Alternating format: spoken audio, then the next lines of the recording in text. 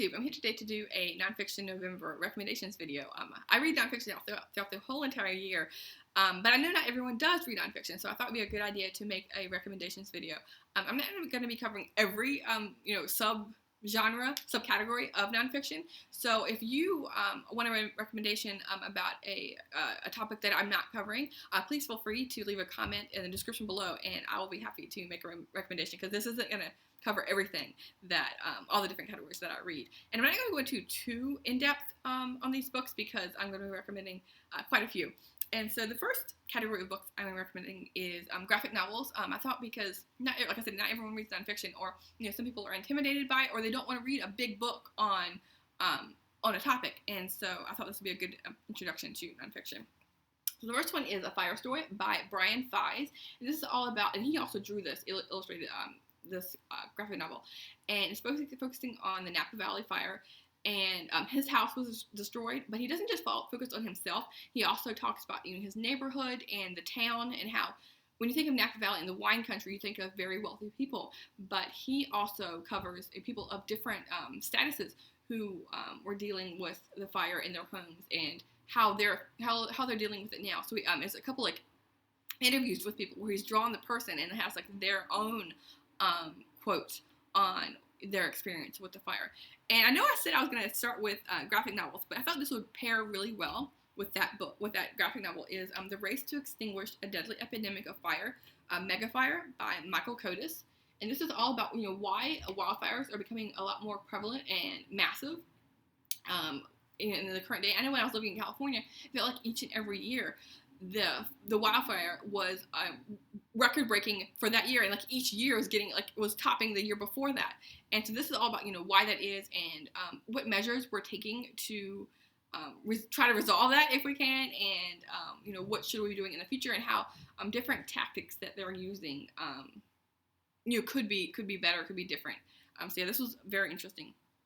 And then going on from that is this really cute illustrated book. It's Animals of a Bygone Era by Maja Safstrom, and this is all about extinct animals. And some of them, are very, the mammoth is, very common. Not common, but something you can recognize. But a lot of the books in this, a lot of the animals in this are bizarre creatures that you would have no idea what they are. And so she gives the drawing, a black and white illustration, but then she also gives you a couple sentences on, what this animal is, and kind of their habitat. And so yeah, this was fascinating. It was a really fast, quick read. And kind of going with that is a book I just read a couple weeks ago. This is The Photo Ark: One Man's Quest to Document the World's Animals by Joel Sartor. And this was it's a colored picture, and it's really close up. So some of these, all these animals you would never be able to get close to, even in a zoo. But this is very detailed picture of the animal, and he also gives you just the name of the animal. It's really simple: the picture, the name of the animal, and if it's endangered, if it's going to be extinct, or if they're doing okay. And so yeah, this was very, very fascinating to look at, because even the fibers, their skin and their hair, it's all very clear and crisp. And so yeah, there's that one. And then going on to graphic novels that cover history. This is an adaptation of Anne Frank's diary by Ari Folman. And I read Anne Frank's diary, and this I didn't know if I would like when I picked it up, because I'm how can you really illustrate her diary? But I have to say, it really invoked a lot of emotion. The drawings really took her words and made it so it felt really real, if that makes sense. Even though it's a cartoon, it really brought the emotions. I think not as hard hitting. Almost as hard hitting as her work. And it also has the comic style, but it also has a lot of her text from the diary. And so you are reading some in here as well. It isn't all pictures. But yeah, this was phenomenal. And then I also read. I'm recommending.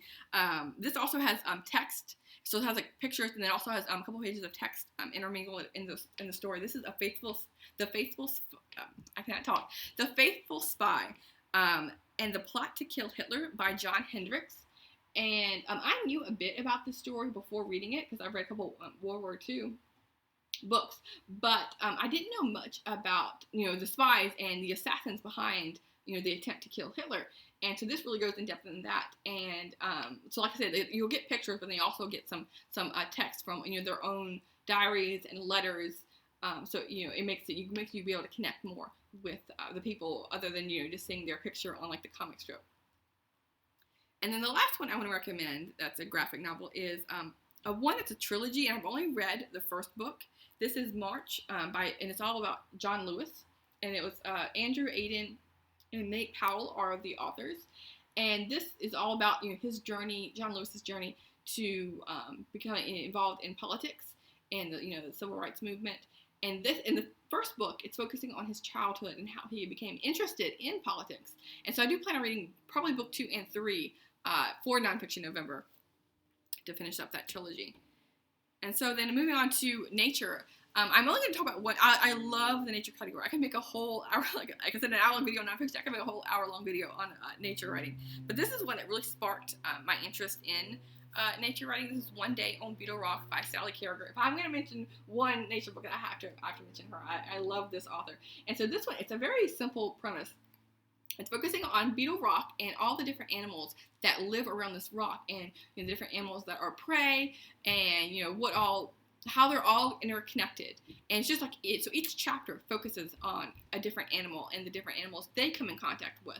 And all of her works that I've come across are illustrated. So you also get really lovely black and white illustrations depicting each of the animals. So then I'm going to move on to history and politics. This first one is probably one of the best books I've read on the women's suffragette movement, and this is The Great Fight to Win the Vote, The Women's Hour by Elaine Weiss. And this is self-explanatory. It's all about the women's trying to get their right to vote. And then going to the Revolutionary War period, this is Patriots, the Men Who Started the American Revolution by A.J. Languth. And this is a really good introduction to the Revolutionary War. It's focusing on basically the heroes of the Revolutionary War, and so each chapter focuses on a different person. And so you get a quick biography, but because it doesn't expand their whole life, but it talks about how each person were moving forward the idea of independence and getting that independence. And so this was great. And then one more focusing on the Revolutionary War era is probably one of the best easily readable books on that time period. And this is Paul Revere and the World He Lived In by Esther Forbes. And this really makes you feel like you're living in Massachusetts. I can't explain it, how she wrote it. I mean, it comes off, it reads like a novel. And so, this is fantastic. And then going to books about books. Books about books. This first one, I have a physical copy because I got this from the library because my boyfriend wanted something really short that he could read. And this is I'd Rather Be Reading The Delights and Dilemmas of the Reading Life by Anne Bogle. And this is really short. It's a really small book, and it's just about the charms and just the joy of reading. And so this is any book lover out there. I mean, you're gonna I adored this book, and I cannot recommend this one highly enough.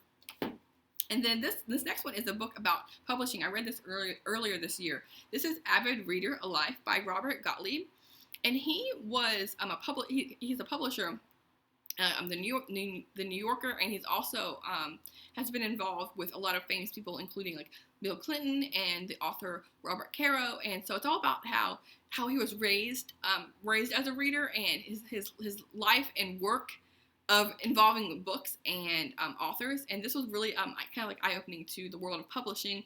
And this was I really identified with this author and some of his reasons for picking up books and just his joy of reading.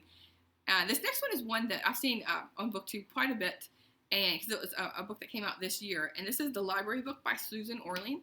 And this is all about an LA library. And it's not just, the story of the fire and what happened there, but it's also focusing on the history of libraries in Los Angeles and how it was first being set up, and how the idea of the library changed throughout the decades, and the different librarians who were involved, and how those leadership roles was also ever evolving. And also, of course, the love of books is in here as well. And so, this was an all-inclusive library book that was just great.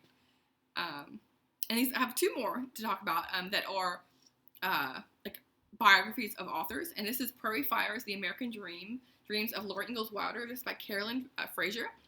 And for anyone who has read the Little House on the Prairie series, I think this is like a must-read because it focuses a lot on her life after the books. Like the children's series goes up to the point of her marrying Almanzo. But in this, it focuses a lot on her relationship with her daughter, Rose, and like their relationship and Laura's life after the time period that's covered in the children's series. And so yeah, this was fascinating. Also for that time period of the westward movement and all of that was just great. And the last one really kind of ties in with Victoria. I mentioned this quite a bit. Well, not quite a bit, but I mentioned it in previous videos. This is the Brontes, Wild Genius on the Moors, the story of three sisters by Juliet Barker. And this was just made me want to read all the Brontes books over again. And I am rereading Wuthering Heights this month in October. But it really makes you.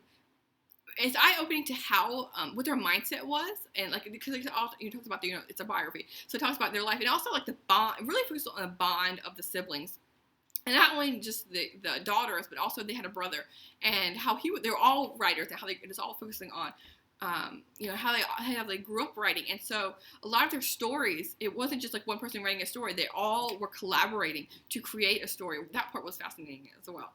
And so for anyone who loves the Brontes, this is a great pick. And so I thought I'd recommend that one. Again, so yes, these are my recommendations for Nonfiction November. So like I said, I'm not covering all the different subtopics of nonfiction because it's a very wide category, just like fiction is. And so yeah, if you want a recommendation, please feel free to shout out in the comments, and I'll be happy to recommend some nonfiction. So yeah, I thought I'd spread the love and joy of nonfiction, and I'll be back soon with my own TBR for Nonfiction November. Thanks. I'll see you soon, book 2.